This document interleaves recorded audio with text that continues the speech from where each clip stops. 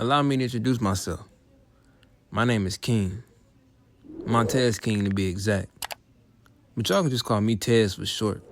And this story right here, this is the story on how a one-star nobody recruit became one of the best DBs in the world. I'm pretty sure y'all heard of Revis Island.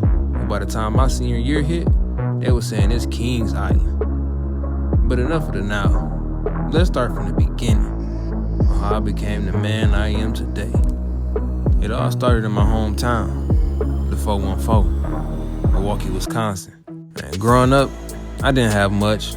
Single mother, no siblings. It was just me and Moms. And Moms did all she could to provide for me. But growing up in Section 8, I was always in trouble or just hanging with the wrong crowd. Even though my grades weren't the best, people couldn't deny that I had skill on the football field. My defensive ability to track the ball in the air was unmatched. But when it came to getting in those books, man, I just couldn't focus. So I was on and off the team. And I was thinking that scouts didn't really care that much about that type of stuff. But boy, was I for sure wrong about that. I thought if I had a passing grade, which was a D+, that my skills would let me join any college I wanted to. But my senior year of high school is where our reality hit.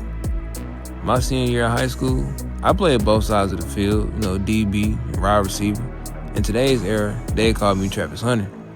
Or back in the day, they just called me Charles Woodson. So the summer before senior year started, it wasn't looking too good. And Moms told me that I couldn't even play this year because she just couldn't simply afford it. And I was devastated. But fast forward to 2 months prior to school starting, my mom and one of the guys from my AAU team, they had a talk. I didn't really know what to think about it, but when she told me the news, I just fell to my knees and cried. She always told me that she'd do anything to get me out the hood. So she and the other lady, they agreed to let me stay with them and their family for my senior year so that I can get a better education and possibly still make it to college. So my senior year, I went insane that year. I finished with one of the best stat lines ever, I would say. And I was ranked number 1 DB in the country. So by the time graduation came, I just thanked them and thanked my mom for taking a chance on me and letting me show my full potential. But now it was time to pick what college I was going to. And out of the 3 offers that I had, Michigan, Washington, and Texas, it was time to make my decision.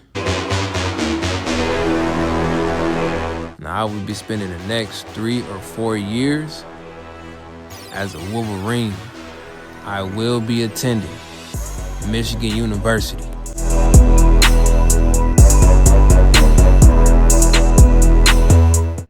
Now, start of the season, I wasn't having a good season, I would say, but it all changed right here when they start playing. When they throw the ball deep, and I'm going to come up with my first interception of my college senior season, and boy, it's going to be nice after this. Now, I didn't get a lot of action the first 3 quarters, but y'all see I got that 1 interception before, and now I'm coming up with another one. Wisconsin did not stand a chance against us. The score is still close, but the game is over. That was a game-winning interceptions. 25 seconds left, they can't do nothing about it. And that was a Big Ten conference game, so that game really put us higher. Wisconsin isn't ranked, but still, we showing no mercy to everybody.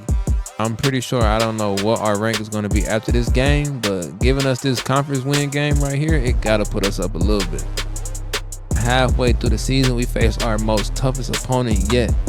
24th ranked team in the country, USC. They 7-0, but what I want to say is we 4-1 and we're only ranked number 3, and they 7-0 and they 24. So I don't know how that's working, but hey. And as you can see, they in the red zone. You see, I try to come with a nice hit stick tackle, but I whiffed. But my teammate got my back as he forced a fumble. And now we picked up the ball. Now the offense come do their thing.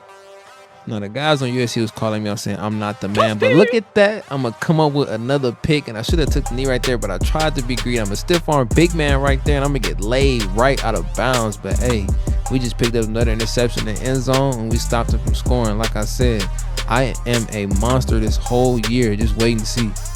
And I don't want to say it like I'm bragging or something, but like I said, these boys know not to throw it my way. And when they do, look at him. He is baiting again. I should say he baiting. I'm baiting as I get the pick again. I just don't have the speed yet. I could have went all the way, but I tiptoed and almost stumbled out of bounds. But hey, that's another pick, and it's only the second quarter. And as I was telling y'all before, my ability to trace the ball while it's in the air is insane. Look, I'm going to bait that boy again. And look at him go for the bait. And I'm going to almost pick that off for a third time. But like I said, I'm stopping him right there. And he ain't picking that ball up.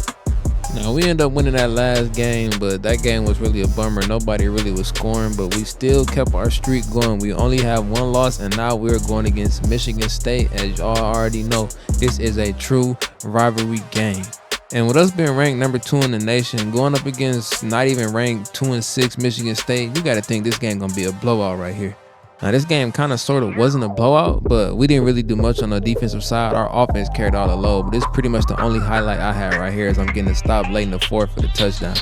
Now scouts were saying that I couldn't tackle, so I had to go out here and show them that I could indeed do that. And I see this tight end, it's like blood in the water. I went for the right hit stick, almost flipped that boy in half.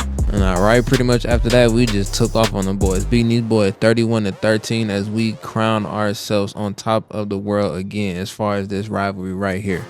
Now for the moment you've all been waiting for, we have officially made it to the Big Ten Championship. I'm gonna stop saying us as a team had a stellar year, but me personally, I had one of my best years yet. Now we out here trying to see if we can take it all the way and get the Big Ten Championship and then go further and get that natty. So let's get out here and get this work. Now I'm not saying it's gonna be easy, because look who we going up against now. We already know Penn State ain't nothing to play with, and they're 11-1. So we gotta come out here and be precise and have no mess ups, no turnovers, because one turnover, it can all go bad. So we gotta go out here and have an A+, 10 out of 10 perfect game if you want to beat Penn State. And this atmosphere was unmatched. I mean, look at the crowd on both sides. You already know this is going to be one hell of a game.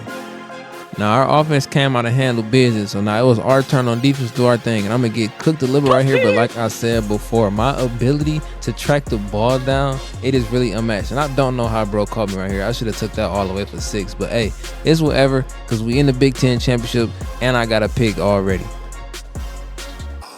Now, I will say this was one of my best games all season. It's late in the fourth quarter. I'm reading that ball right there. And look at that pick again. Like I said, the user lurk.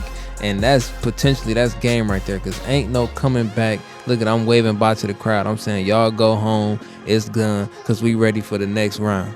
And that pick right there is really what sealed the deal. Like I said before, they didn't have enough time to stop our offense and then get back on there and do their own offense. So that game was pretty much over right there. And look at my boys, they hyping me up. But as my boy right here, like I said, the offense did their thing.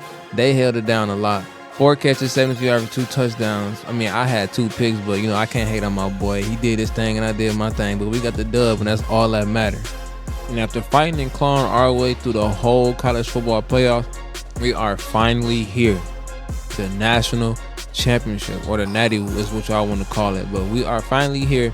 We are going up against Tulane. Now, I ain't gonna lie, I was surprised to find out that Tulane made it this far, but this is the national championships, college football, anything can happen.